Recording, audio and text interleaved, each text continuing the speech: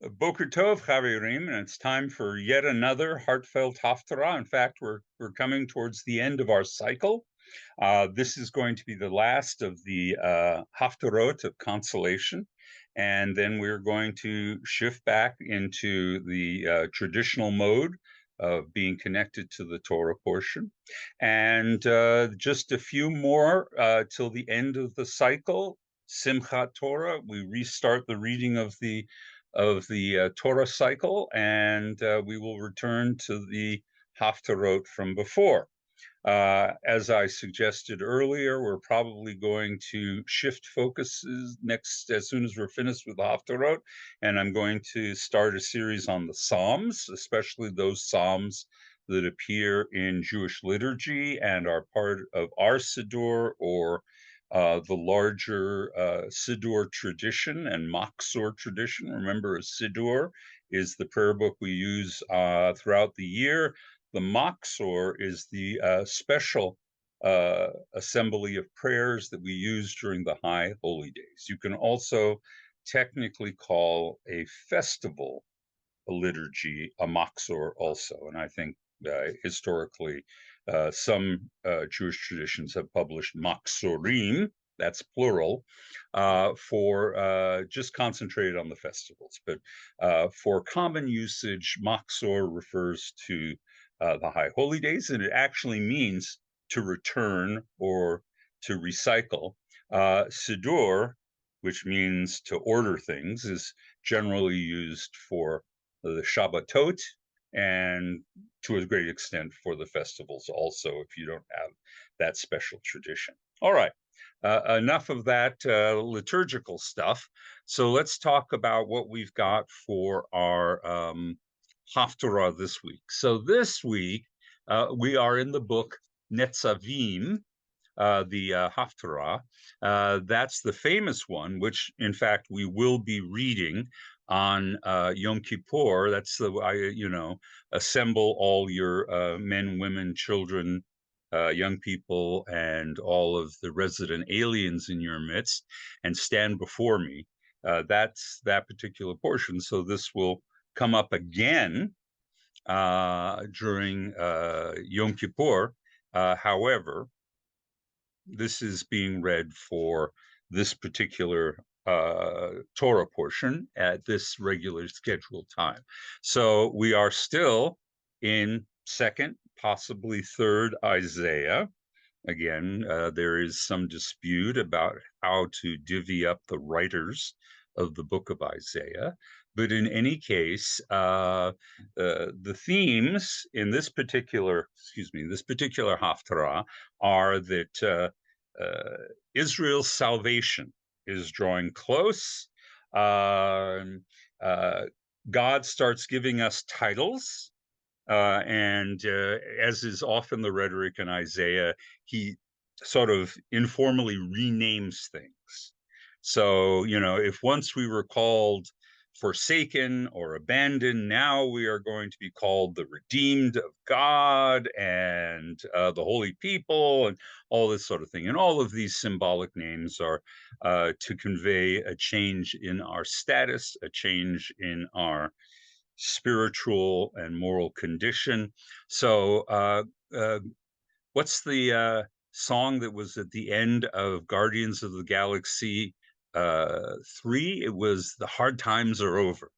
So that's basically the theme here. Additional things come up. We have, once again, Isaiah invoking the image of a husband and wife. So there is a sort of semi-erotic element to this, but sort of in contrast, we see also the image of God as a divine warrior. Probably the one we moderns have the hardest time grappling with, unless you're not sex positive, in which case it's kind of weird to talk about God and ourselves as husband and wife. But the divine warrior frequently appears in the Hebrew Bible, and this metaphor for God makes us uncomfortable because we believe in the messianic possibilities of peace, and we think that God is an advocate for that. But I do have to say, always remember the social and historical context of the Bible, and realize that for much of the Bible, we are a tribal people, and as such, we are subject to the deprecations of other tribal people. And even when we are a kingdom, we are a really small kingdom. So we're subject to the depredations of larger empires and kingdoms around us. So in those kinds of conditions, one would like to imagine that help comes from God in the form of defense. And that is an essential necessity of those conditions in the ancient world. We can imagine a world of peace and hope for a world of peace, but that's not really what we're experiencing now. And so we need God's help now. And so oftentimes the rhetoric of the Bible talks about God who will, as a warrior, who will intervene on our behalf. So in its historical context, I think it makes a great deal of sense. And we've talked about that before. So I want you to be aware of that. And then as it closes out, we end up with a very upbeat message about what the future holds for us. So if I were to draw your attention to anything in here, I think it's the interesting metaphor that comes through of the theme of journey and God easing the path of our journey. Now, I have just returned from a very brief vacation in New Mexico. Wanted to escape the heat. I think you can all understand that, which I did. But of course, the trek to and from New Mexico involves driving across West Texas and eastern New Mexico. Now, one could consider that arduous. It's a journey through prairie and semi-desert and desert. On the other hand, it's amazingly flat. And there's really no obstacles to travel, especially if you put down a highway. And in New Mexico, basically all highways are drawn with a pencil and a ruler. So it just so zip east-west, I-40, 287. It's not difficult. And as a modern, it's really miraculous. You drive for 5 hours, you stop in Amarillo, you get yourself a barbecue sandwich, and then you just drive straight through to Albuquerque. And that's actually a theme that is echoed in our Haftarah and in many of the commentaries and rhetoric of Isaiah. He will talk about flattening mountains and raising valleys, which would make the landscape very boring, as it is driving from Texas to New Mexico, but very easy to travel on. And that's the metaphor, that God is going to ease our way as we make our way towards a better future. So I'm going to quote from this. It starts on verse 10. Pass through the gates, clear a road for the people, build up the highway, clear out the stones, put an ensign above the people for all to see. Behold, the Eternal has proclaimed to the ends of the earth. Tell fair Zion, your deliverance is coming, bringing divine reward and recompense from on high. They, that is the people Israel, and here Isaiah again reverts to this rhetoric of names and changes. They shall be called the holy people, the redeemed of God. And you shall be called sought out, a city not forsaken.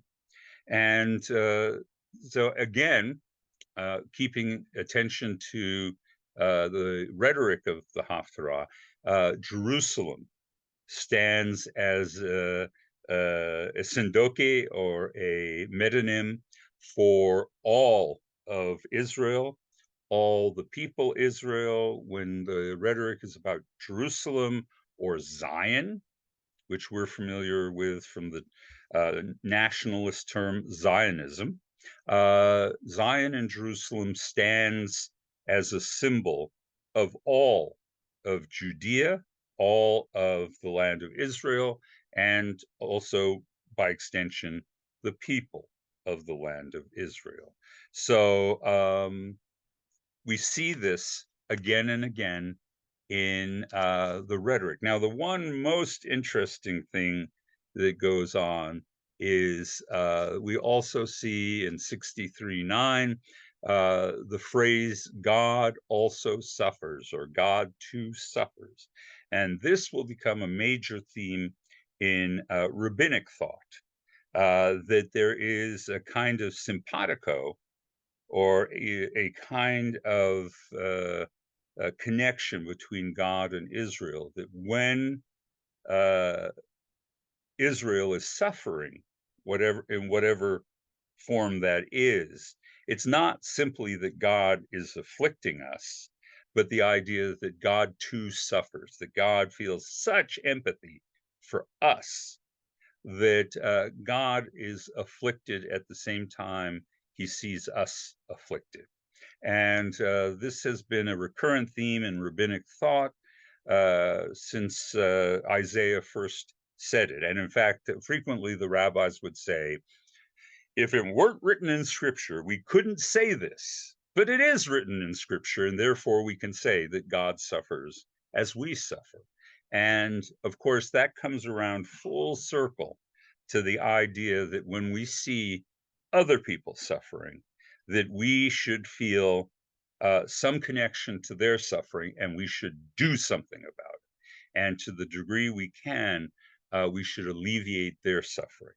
So again and again and again in the Hebrew Bible, an implicit theme is the theme of empathy, being able to recognize ourselves in what's happening to other people, being able to empathize with their suffering, mourn with their mourning, and to the degree we are able, ease that. That's what God would do for us, and therefore we should do for each other. So that's our Haftarah for this week. We've only got, I think, 2 more coming, and that will end the cycle. It's been a delight sharing all of this with you, and I hope you found it interesting. I hope it's inspired you to read some of our prophets and try and grasp them. Sometimes it's a little obscure. Oftentimes it's incredibly universal, the ideas that they're shared with us. So I will see you next week. Shalom, Chaverim.